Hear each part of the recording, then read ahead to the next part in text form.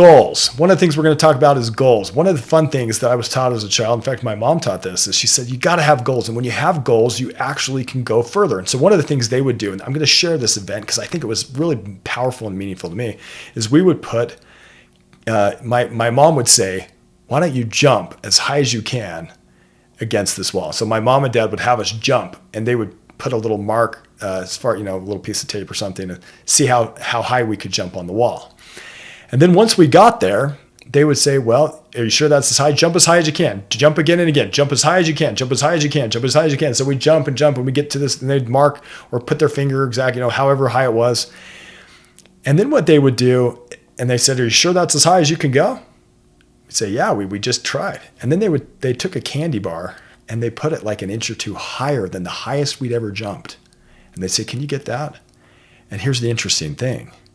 We could get the candy bar. And it was moving to see. It was actually really profound that we could see that when we actually had a goal, which in this case was the candy bar, it made us perform higher than we had no goals. We had a commitment to try to get a little bit higher.